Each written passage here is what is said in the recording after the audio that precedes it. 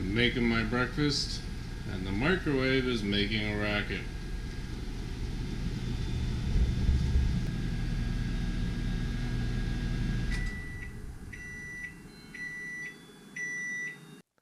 Welcome back for another episode, and now that my hair looks a little bit better, we're going to work on cleaning one of the most used appliances in our kitchen, at least.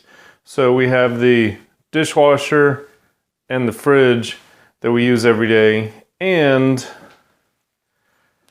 the microwave. Now this morning when I was making breakfast, the microwave was making a really horrible sound, and that's usually a sign that it's time to clean it. So let's get started. Yeah, it's not too bad. I've seen a lot worse. I usually have issues with the eggs that I make in the morning. They like to explode all over the place. Now every microwave is different.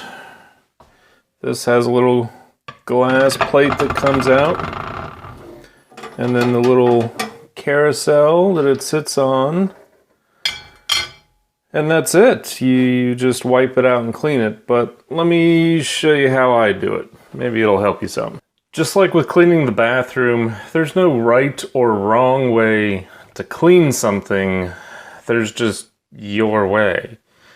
Now, as many married couples will tell you, there is a right and a wrong way, but we don't need to get into that. So the way I clean it is usually with some hot soapy water, a dish rag or a scrub brush, depending on how dirty it is. And then I'll finish with some sort of cleaning solution, 409 Windex. I generally try not to spray too many chemicals inside because there is plastic and it'll heat up, and I'm just afraid that your food will taste like whatever you spray in there. So generally I try to stick with hot soapy water. I'm sure there's directions somewhere, but we don't need directions. Let's start with the easy stuff. The little tray and the little spinny doodad. This is usually what causes the sound. That god-awful squeaky, and it's just because dirt, food, whatever accumulates on these little wheels, and it gets bumpy and it's not a smooth ride, and it just gets annoying.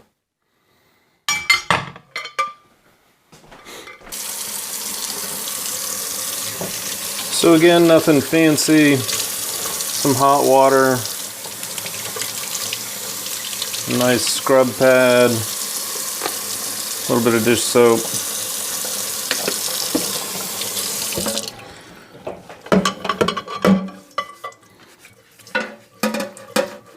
And on these wheels, I just make sure I get the whole wheel clean, not just part of it.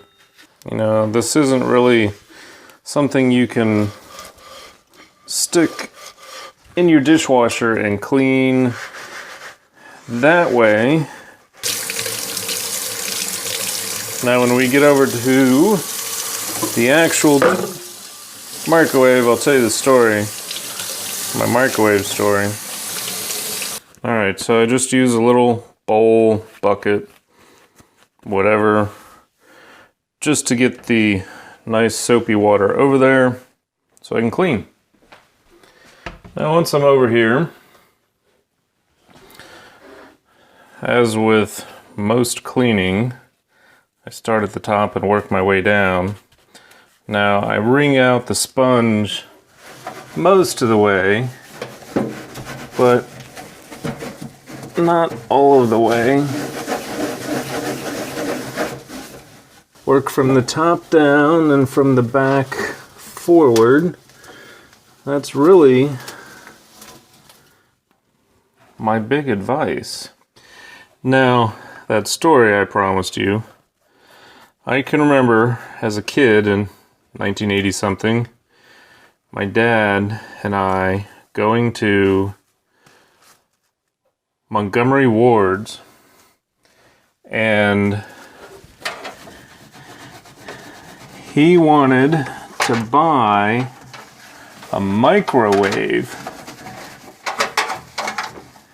And at the time, microwaves were not as common as they are now. I'm sure some of you old timers know this already, but for you young bucks, they weren't common in every house. So I can remember being bored out of my mind, which is pretty much the story for any shopping adventure I went on with my dad. And finally he picked out this microwave, and it was massive. It was bigger than our TV, which at the time wasn't saying a whole lot, but also at the time that was a big deal, man. This was heavy duty piece of equipment. I mean, it was massive, and it cooked your food in what felt like seconds. Now,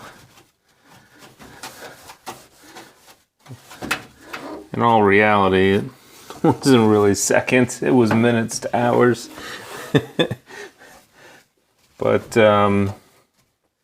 it just felt like science fiction. You know, picking up this giant box that would somehow magically cook our food. Just felt like magic. Picking up this giant box that you could press some buttons and it would presto changeo cook your food for you. And the funny part is, I think he still has it. It's been 30 some odd years. I'm pretty sure he still has it. I don't know if it still works, but first microwave, Montgomery Ward's. Wow. Ancient history. Alright, now that everything has been scrubbed out,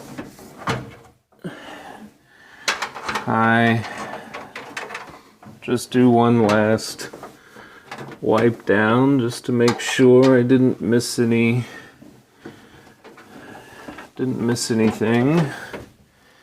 And also gets rid of any soap residue that's left, and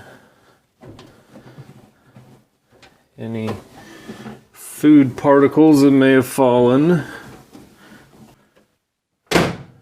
I clean the outside because, believe it or not, that gets dirty too. Of course, wipe off the buttons and the handle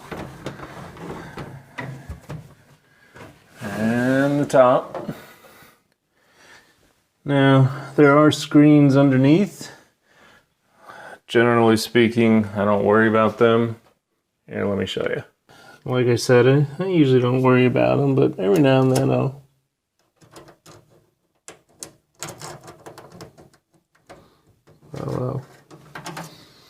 pull them out. It's interesting that the little clippy doodad here broke, but I'll look at them, they look okay. Put them back in, not gonna worry about it. And that's it. Now I know I said I usually spray another cleaner in here, but honestly this looks pretty darn clean, so I'm just gonna leave it as is. And that's it. One last thing though, I do usually leave it gapped open just a little bit just to let it air out. Because if you close it up and it's still too damp in there, it'll get a little musty smelling and stink. So I just leave it open just to let air kind of flow through a little bit, and then later in the day I'll close it up. all done. 10-15 minutes, microwave's clean. A lot easier than cleaning the fridge when you gotta take everything out, turn it off, thaw out the freezer, wipe it out. Microwave's a lot easier. Still a pain in the butt, a lot easier. I don't know what I'm gonna do for the rest of the day, but I know I got a ton of dishes I need to take care of, so we'll see you guys next time. Thanks for watching.